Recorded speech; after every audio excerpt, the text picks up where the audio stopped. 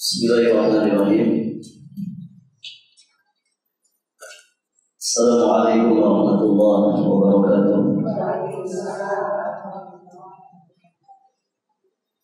Alhamdulillah hamdan yaliqu bi jalalihi wa 'azimi sultanihi.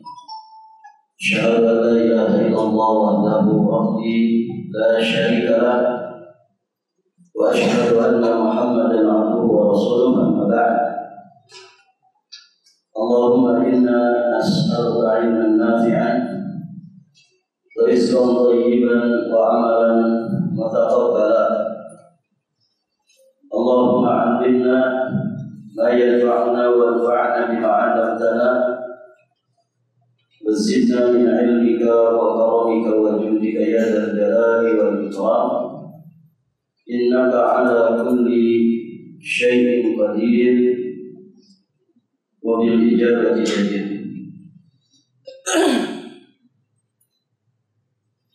Para hadirin akhwat wa ummahatillah rahimani wa rahimakumullah.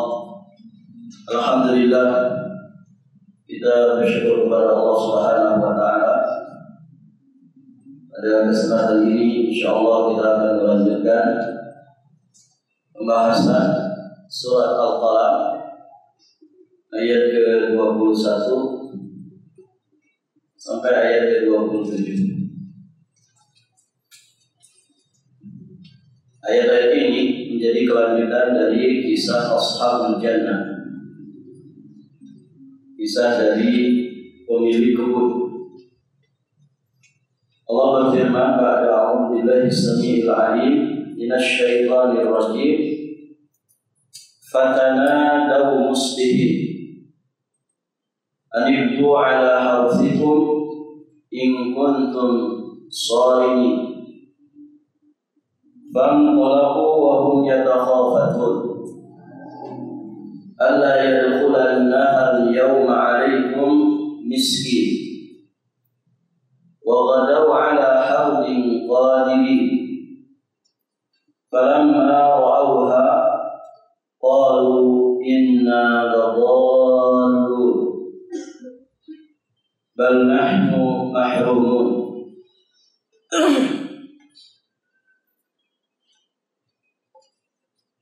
Allah berfirman yang artinya, lalu mereka saling memanggil di pagi hari.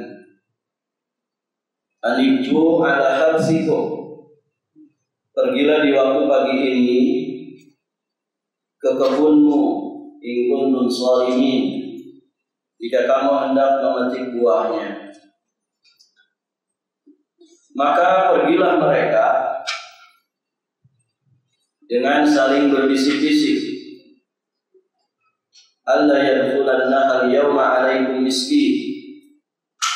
Pada hari ini janganlah ada orang miskin pun, jangan ada seorang miskin pun masuk ke dalam kebunmu.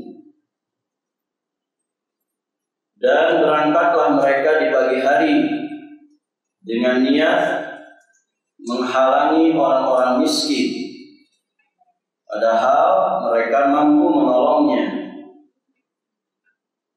Falamma ra'awha, tatkala mereka melihat kebun itu, mereka berkata, sesungguhnya kita benar-benar orang-orang yang sesat jalan, bahkan kita dihalangi dari memperoleh hasilnya.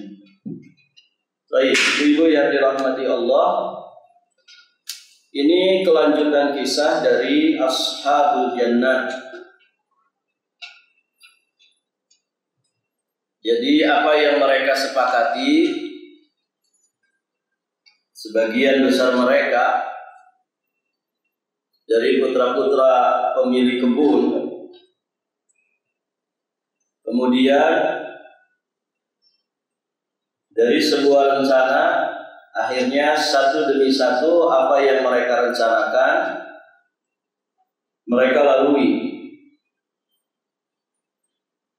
Nah, di sini dikisahkan setelah bangun pada pagi harinya, mereka saling memanggil dan mengajak untuk pergi ke kebun. dalam rangka memanen hasilnya. Berarti ini mulai ya, mereka menapaki proses dari apa yang mereka rencanakan. Dan perencanaan mereka ini sejatinya adalah perencanaan yang tentunya dimurkai Allah Subhanahu wa ta'ala. Perencanaan yang berangkat dari sifat buruk yang ada pada mereka yang bernama kebakhilan. Mereka tidak mau mengeluarkan apa yang semestinya dikeluarkan secara syariat. Baik, ibu-ibu yang dirahmati Allah. Maka langkah demi langkah mulai mereka lakukan sesuai dengan apa yang telah mereka rencanakan. Setelah berkumpul dan menyiapkan semua peralatan, segala sesuatu yang dibutuhkan layaknya para petani ketika di musim panen, mereka pun akhirnya berangkat dan berjalan dengan sembunyi-sembunyi. Baik, ibu-ibu yang dirahmati Allah, yatakhafatun, berjalan dengan sembunyi-sembunyi, ya sambil berbisik-bisik. Kalau kata orang Barat, keketaipan. Jadi kalau orang berjalan pelan-pelan, begitu ya, tidak mau dipergoki siapapun, ya itu namanya keketaipan. Kalau di sini apa bahasanya?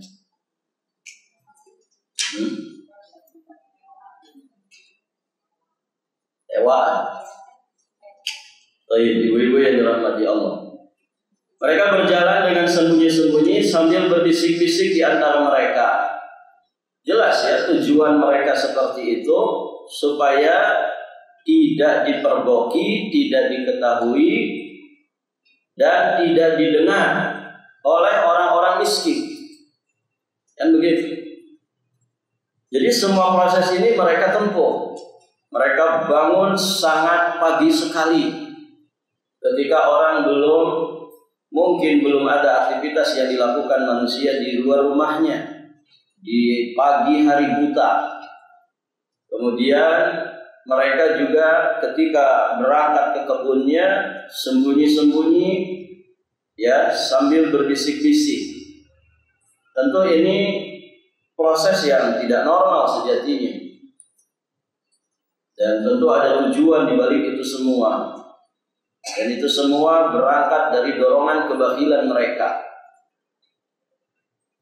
Jadi mereka berjalan dengan sembunyi-sembunyi menuju kebun sambil berbisik-bisik di antara mereka. Nah, bisikannya itu, Allah yadkhulanna al-yawma 'alaikum miskin. Jangan biarkan seorang pun di antara orang-orang miskin itu datang ke kebun kita ini. Seperti dulu ketika ayah masih hidup. Berarti ayahnya mereka ini ayah yang dermawan, begitu ya. Seorang ayah yang Masya Allah Tabaraka Rahman, ya, membiarkan apa yang semestinya didermakan, ya dikeluarkan untuk orang-orang miskin. Begitu. Baik. Kenapa mereka berbuat seperti itu? Tidak mau dipergoki, tidak mau diketahui dan didengar oleh orang-orang miskin. Sehingga orang miskin tidak ikut masuk ke dalam kebunnya. Nah, mereka beranggapan jika ada di antara orang miskin yang masuk, maka tentu itu akan merusak rencana mereka. Apa rencana mereka, Ibu? Yang berangkat dari kebakhilan itu, berangkat dari keserakahan. Ya, mereka tidak mau hasil panennya itu terkurangi. Begitu kan? Kalau ada orang miskin, ya rusak rencana mereka ini. Nah, di sini sejatinya ada pelajaran bagi kita semua. Inilah di antara stigma buruk terhadap orang miskin. Mereka menganggap orang miskin itu menyusahkan orang kaya. Mereka menganggap orang miskin itu bikin bangkrut usaha. Mereka menganggap orang miskin itu tidak berpendidikan. Orang miskin itu pemalas. Orang miskin itu virus dan sampah di tengah-tengah masyarakat. Bahkan waliyadzubillah, sebagian orang punya stigma buruk ketika melihat orang miskin banyak anak. Dan Masya Allah Ibu ya, memang rata-rata orang miskin itu banyak anak. Orang kaya biasanya sedikit anak. Dan begitu ya. Kadang kita menyaksikan itu. Orang miskin itu Masya Allah, tunji kata orang, setahun siji. Obuksi terus.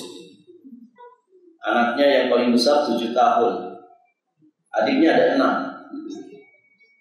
Masya Allah. Ibu-ibu yang dirahmati Allah. Ini kadang jadi stigma buruk. Padahal Masya Allah ya, banyak anak itu sejatinya adalah anugerah dari Allah Subhanahu wa Ta'ala. Dan stigma buruk yang lainnya, mereka kadang menjadi bahan olok-olokan, ya, jadi bahan ya, untuk kemudian orang-orang kaya itu sombong, begitu ya, merendahkan, menghinakan orang-orang miskin. Padahal ibu-ibu yang dirahmati Allah, pandangan seperti ini pandangan yang salah, ya, bahkan tidak hanya salah tapi juga sangat berbahaya sekali. Dalam Islam ya, semua ya di mata Allah Subhanahu wa Ta'ala seluruh hambanya sama. Yang membedakan itu adalah kualitas ketakwaan mereka.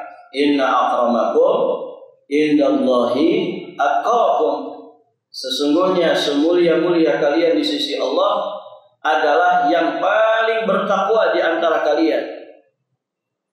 Jadi Allah tidak mengatakan yang paling kaya di antara kalian, yang paling bagus fisiknya, yang paling miskin misalkan, enggak. Ya, masing-masing ya punya kelebihan, masing-masing punya kekurangan. Maka keberadaan orang-orang miskin di tengah-tengah kita ya, jangan kemudian dijadikan bahan untuk meremehkan dan merendahkan mereka. Karena bisa jadi di antara mereka ada yang lebih bertakwa daripada kita. Bahkan di sebagian keterangan dan penjelasan dipaparkan bagaimana keistimewaan orang-orang miskin yang sabar. Muslimin, mukminin yang diuji dengan kemiskinan dan mereka bisa sabar dengan kemiskinannya, bisa tetap istiqamah di atas iman dan juga amal solehnya. Ada satu hadis Nabi tentang masalah ini. Nabi SAW menyatakan, ya, riwayat muttafaq alaih, diterima dari jalan sahabat yang mulia Usama radhiyallahu taala anhu. Nabi bersabda, kuntu ala babil jannah fa idza amatu man dakhalahal masakin wa ashabul jadid mahbusun. Aku berdiri di pintu surga, sedangkan yang aku lihat masuk ke dalamnya kebanyakan adalah masakin, orang-orang miskin yang mungkin di dunia mereka sering dipandang lemah, sering dipandang sebelah mata, atau bahkan tidak dipandang sama sekali. Nas'alullah al-'afwa wal 'afiyah wassalam. Angka kemiskinan masih banyak atau sudah sedikit? Masih banyak. Ibu-ibu yang dirahmati Allah, yang tersebar hampir di setiap wilayah di negeri kita ini. Nah, justru seharusnya keberadaan mereka ini menjadi satu sumber daya untuk kita meraih kebaikan-kebaikan dunia, kebaikan-kebaikan agama dan juga akhirat kita. Innakum latunsarun wa turzaqun bi du'afaikum, kan begitu. Sesungguhnya kalian itu ditolong, kalian itu dikasih rezeki. Salah satu di antara wasilahnya adalah dengan sebab kaum du'afa yang ada di tengah-tengah kalian. Jadi keberadaan mereka bukan untuk nyusahin orang kaya, tapi justru untuk menjadi fasilitas, wasilah bagi orang kaya menyalurkan sebagian harta mereka. Karena ada di antara harta yang dimiliki orang-orang kaya itu yang menjadi haknya fuqara dan masakin, bukan nyusahin. Orang miskin itu bukan nyusahin orang kaya, justru menjadi wasilah kebaikan bagi orang-orang kaya. Ibu, kalau nggak ada orang miskin, mau dikemanakan infak ibu? Mau dikemanakan zakat orang-orang kaya? Kalau tidak ada orang miskin, maka jangan disepelekan mereka. Justru seharusnya diangkat bagaimana mereka bisa keluar dari kemiskinannya. Ya, bagaimana yang paling mendasar adalah menjaga agama mereka ini supaya mereka tidak hina di kehidupan akhirat dan tetap mulia di kehidupan dunia. Dimuliakan mereka. Tentu yang kita bicarakan di sini adalah orang-orang miskin yang memang dia sabar dengan kemiskinannya dan dia mengerti apa yang mesti dilakukan. Ya, sebagai orang yang sedang diuji dengan kemiskinan. Ya, bukan yang kita bicarakan bukan orang-orang miskin yang tidak tahu diri. Begitu ya. Bukan orang-orang miskin yang menjadikan kemiskinannya sebagai bahan pekerjaannya. Ya.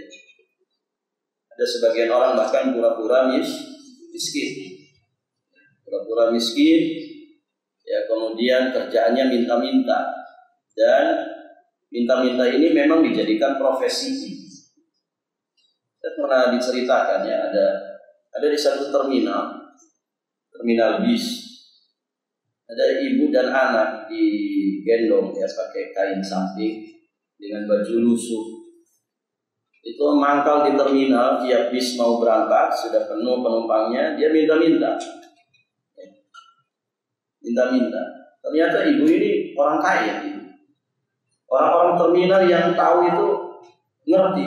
Ini si ibu ini punya mobil truk sekian, dan disewa-sewakan ke orang. Nas'alullah al-afwa wal-afiyah wassalam. Ada yang pura-pura buntung begitu ya, padahal dilipat pakai celana ketat, atau bahkan dia mengikatnya ya dengan kabel dis.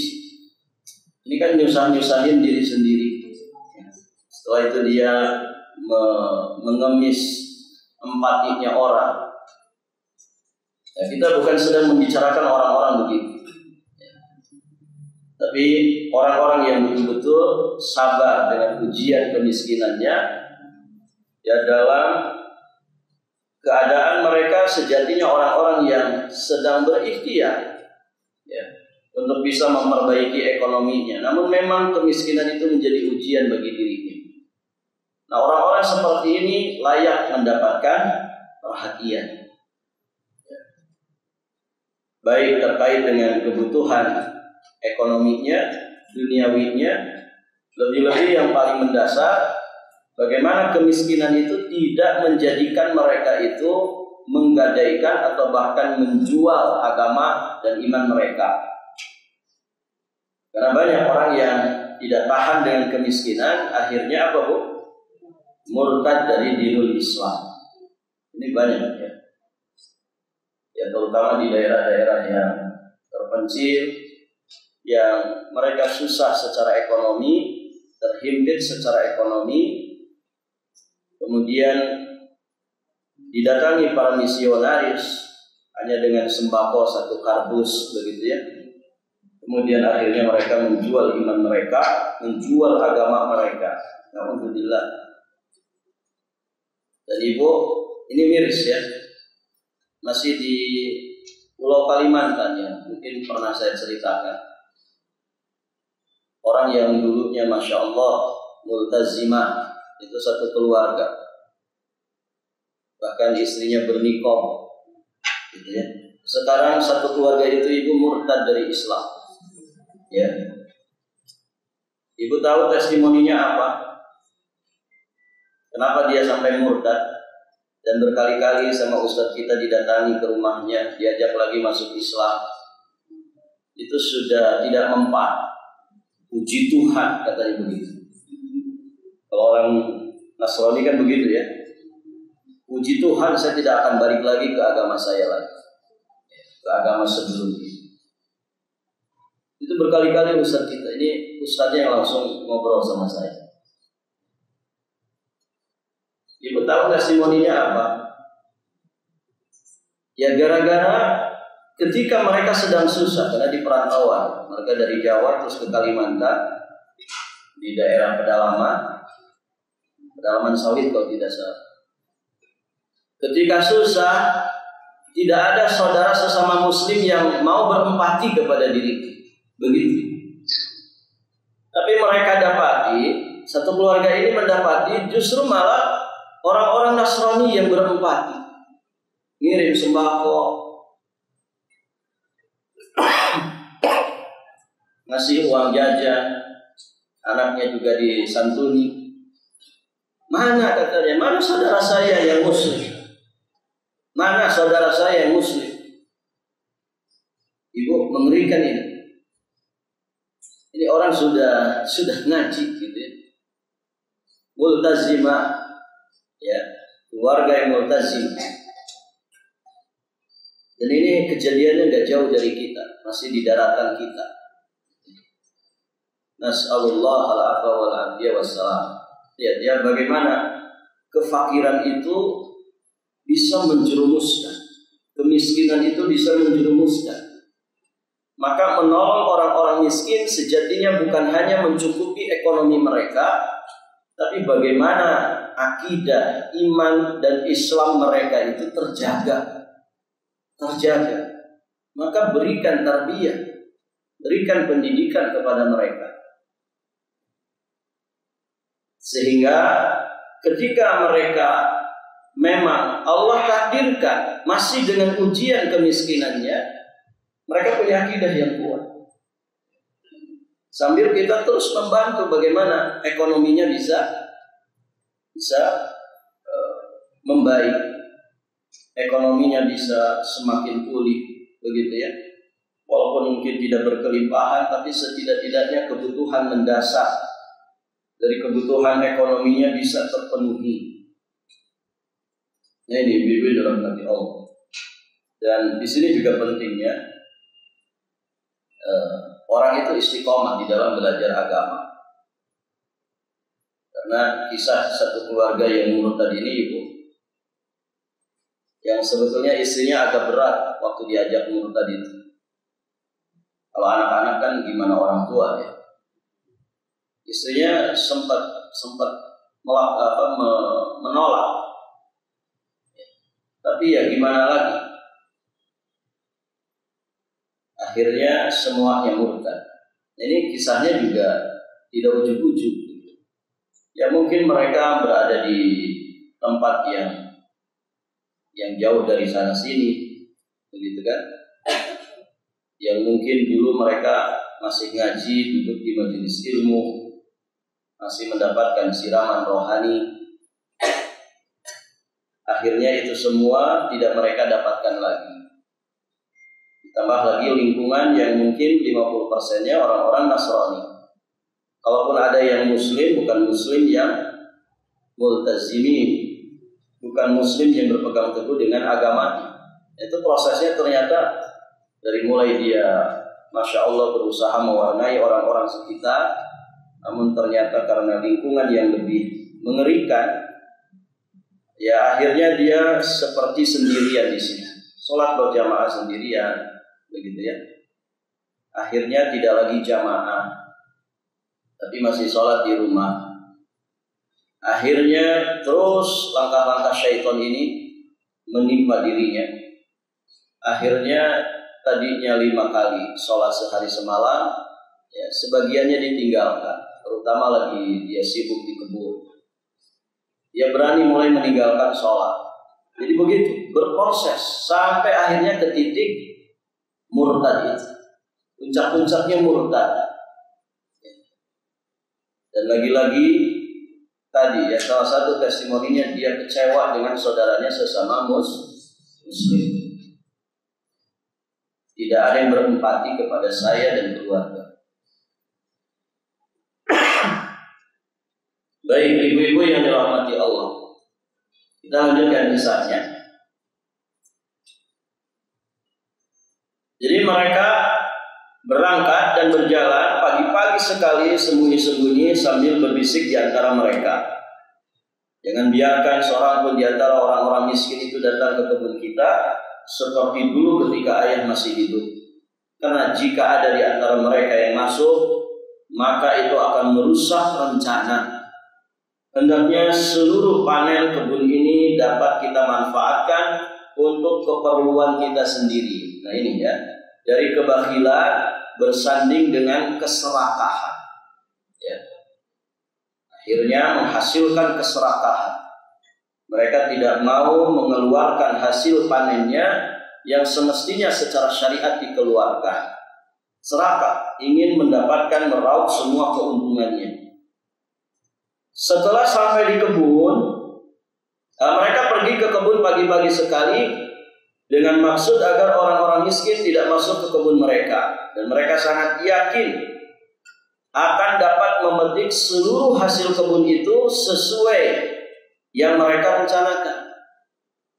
Dan dikisahkan kan di ayat-ayat sebelumnya, mereka tidak bertasbih, mereka tidak mengucapkan kalimat istisna, tidak pakai insya Allah, gitu ya, merasa pasti bahwa kebun yang siap panen itu seluruh hasil panennya akan mereka dapatkan.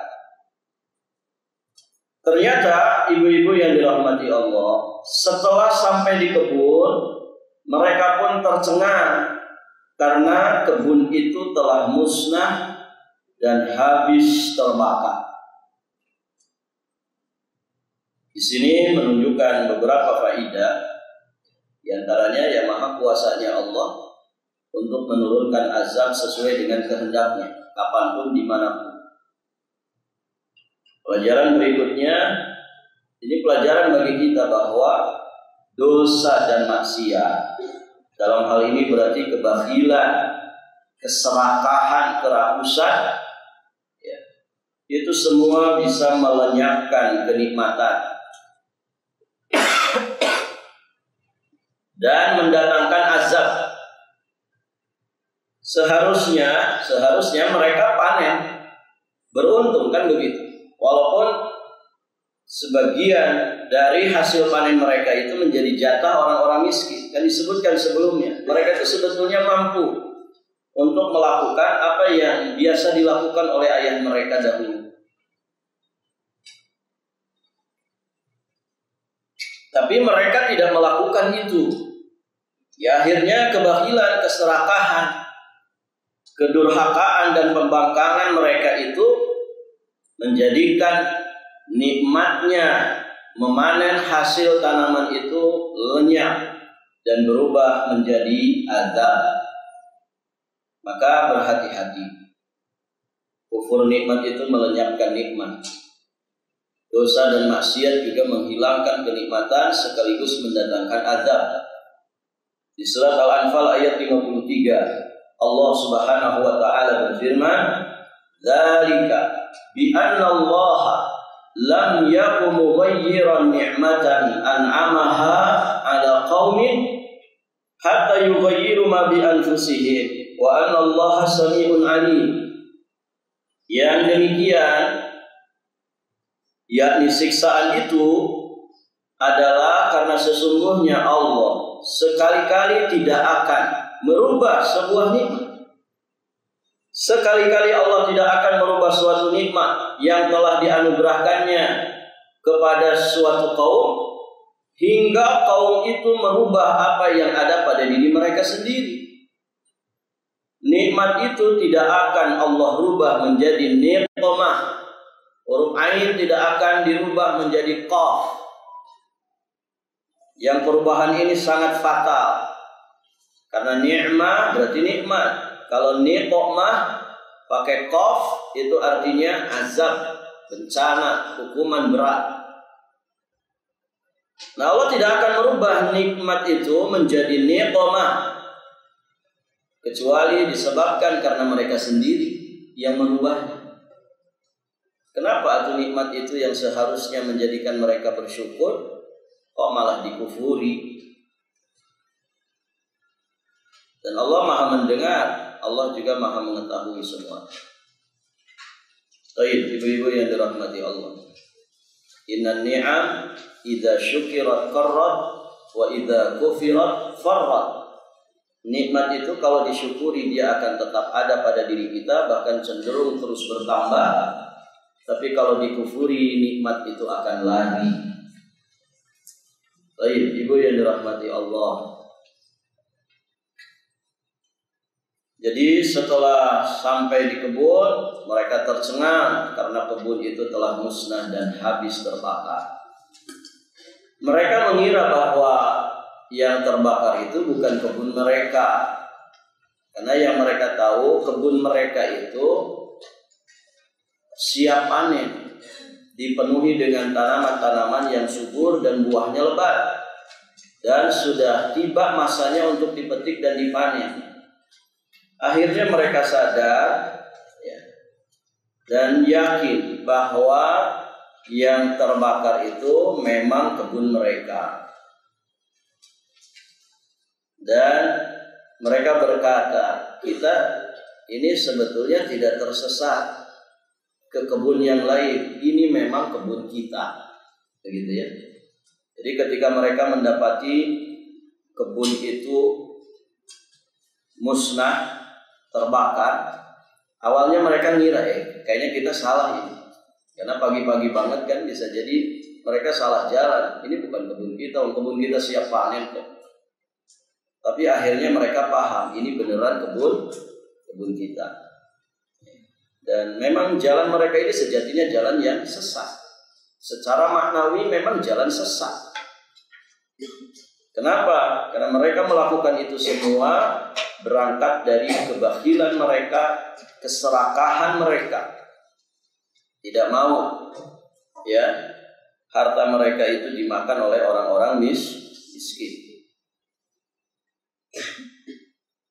Akhirnya mereka nyadar, ibu-ibu yang dirahmati Allah,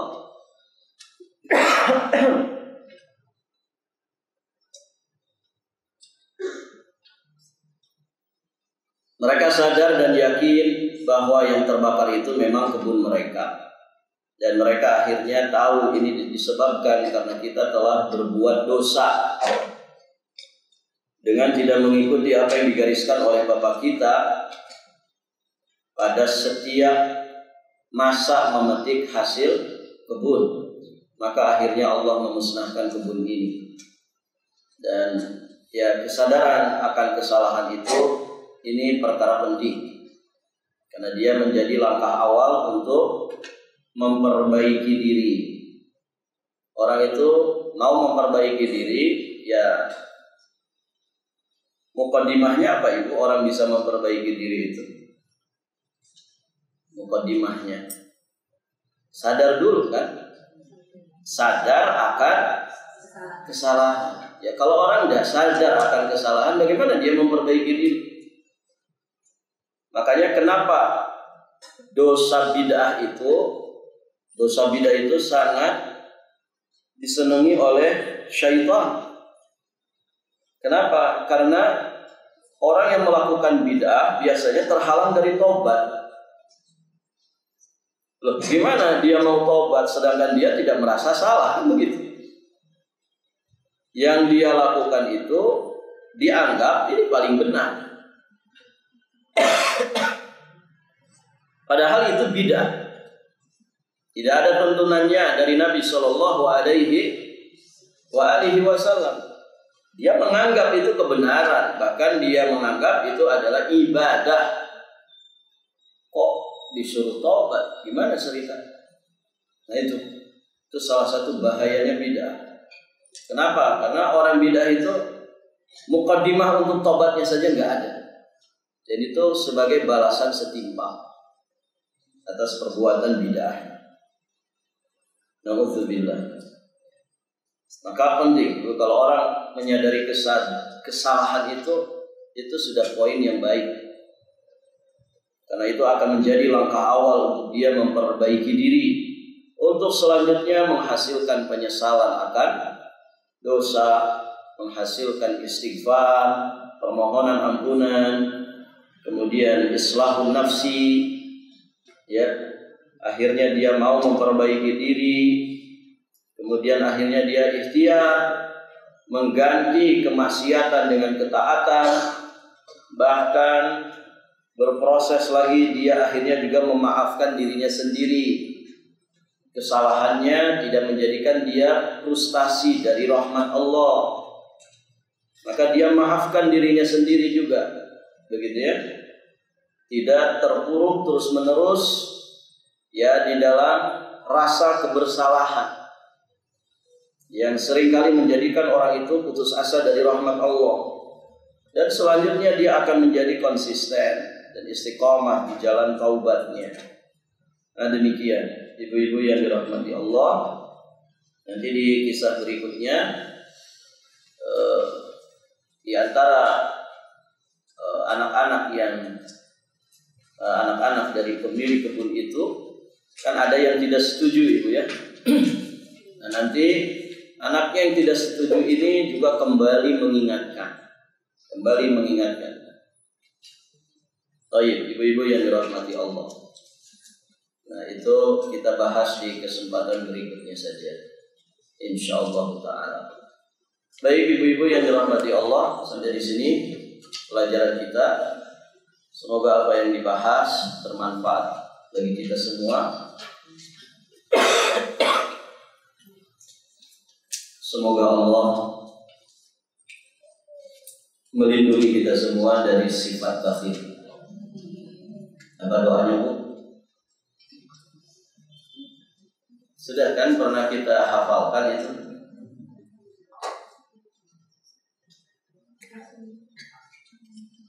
Berlindung dari sifat bakhil.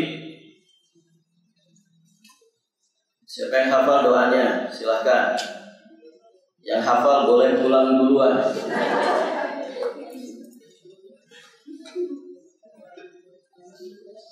Seneng kan itu pulang duluan. Kita dulu SD kalau disuruh pulang duluan tuh kayaknya pertentang-pertenteng pulang.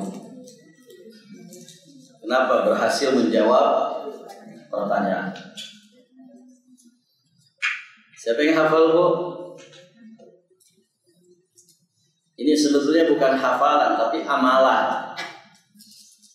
Karena kalau diamalkan terus, insya Allah hafal terus. Nah kalau sekedar hafal tidak diamalkan ya lupa.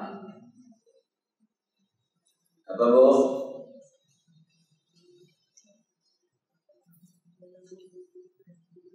Ya Ustaz, kertasnya saja hilang yang dulu itu. Kertas doa-doanya nggak tahu di mana. Jangan-jangan jadi bungkus sanggar pisang. Ada yang masih ingat Ibu? Yang masih lupa ada? Ya Bu.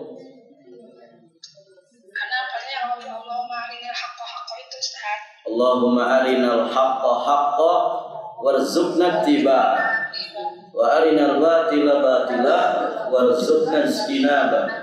Itu bukan doa berlindung dari bakhil, Bu. Allahumma ya Allah arina, tampakkanlah kepada kami kebenaran itu sebagai kebenaran, dan rezekikanlah kepada kami untuk bisa mengikutinya, dan tampakkanlah kepada kami kebatilan itu sebagai kebatilan, dan ya, rezekikanlah kepada kami untuk menjauhinya. Bukan itu doa supaya kita bisa mengikuti al-haq dan menjauhi yang batil. Siapa yang masih ingat?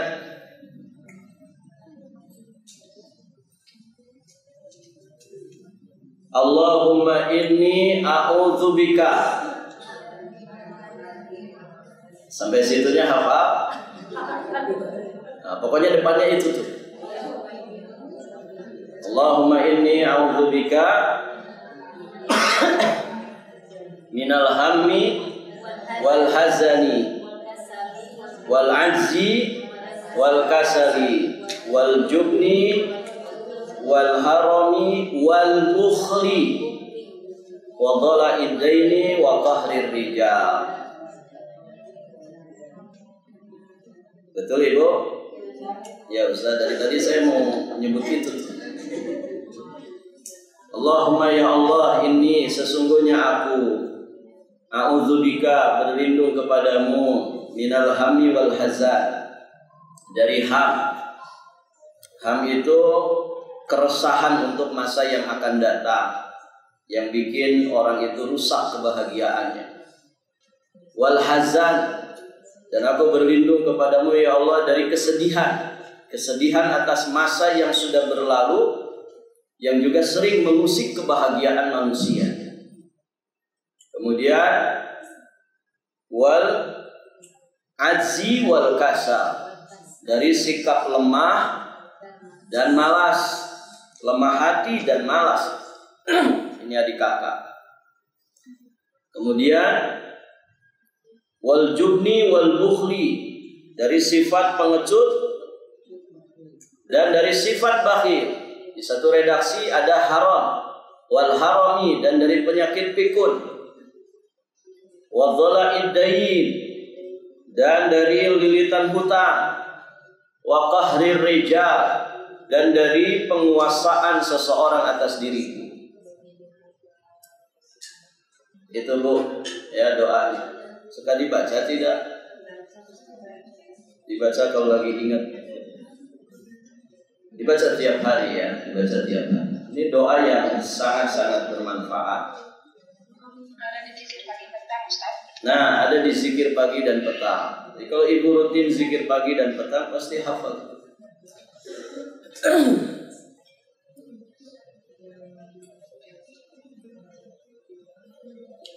Jadi tidak ada yang pulang duluan ya.